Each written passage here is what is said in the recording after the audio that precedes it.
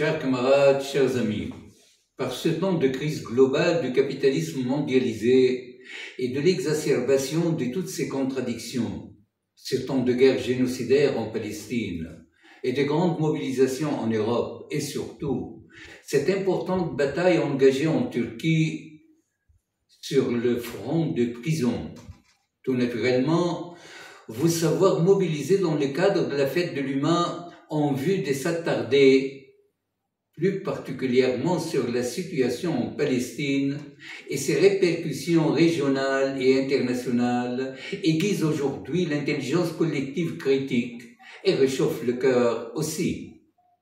Chers camarades, chers amis, du moment où ce sont les camarades du Front anti-impérialiste qui organisent ce panel sur la situation en Palestine, il y a lieu de supposer qu'a priori, on est appelé à dépasser le cadre général de la solidarité générique avec les masses populaires palestiniennes et la condamnation la plus ferme des divers aspects de la guerre génocidaire aussi bien à Gaza qu'en Cisjordanie. Et par conséquent, on est appelé à se pencher plus précisément sur la situation cauchemardesque des flambeaux de la liberté, nos camarades embastillés ces jours-ci dans les geôles sionistes. Certainement, quand on se rend compte que les camarades en grève de la faim à tombeau ouvert ont déjà dépassé les 300 jours derrière les abominables murs en Turquie, forcément, on ne peut pas, sous n'importe quel prétexte, faire abstraction de l'extrême urgence d'agir en commun pour contrer la politique de destruction dont font l'objet aujourd'hui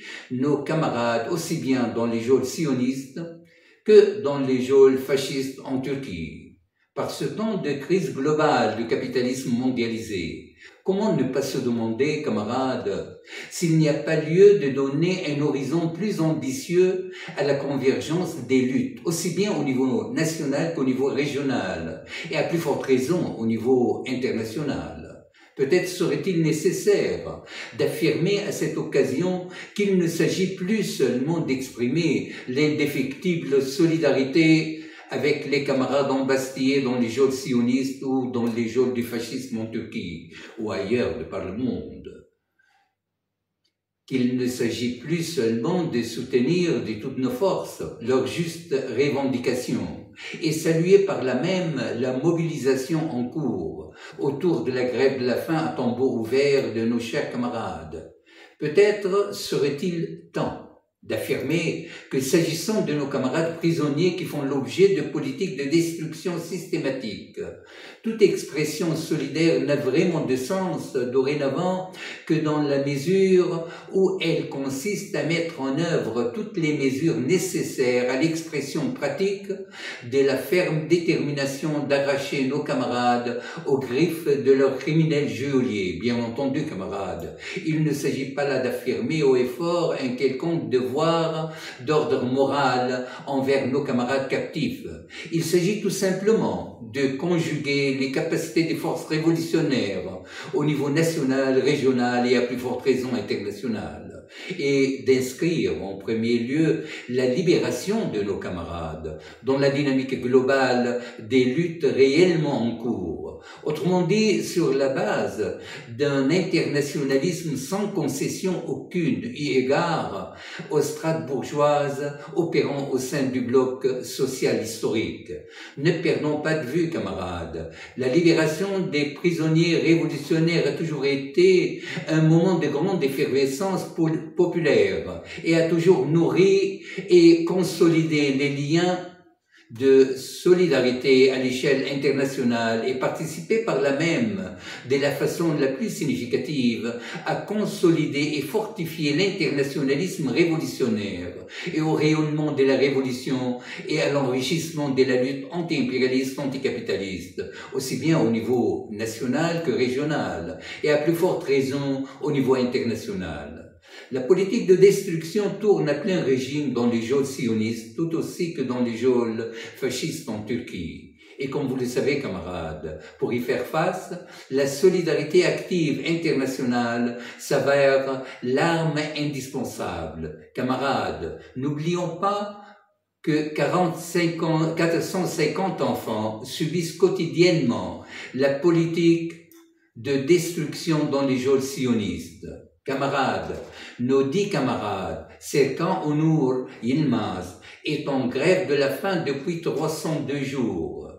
Ayberg Demidogen est en grève de la faim depuis 181 jours. Ali Aradje, membre du groupe Yorum, est en grève de la faim depuis le 18 février 2025. Fikret Akar est en grève de la faim depuis le 30 mars 2025. Umit Chobanoglu, en grève de la faim depuis le 29 mai. Firat Kaya, travailleur du groupe Yorum, en grève de la faim depuis 43 jours. Tahsin Sarlatliche, en grève de la faim depuis le 30 juillet. Gürkan Turkorlu, en grève de la faim depuis le 30 juillet. Serval Aradje, en grève de la faim depuis le 15 août.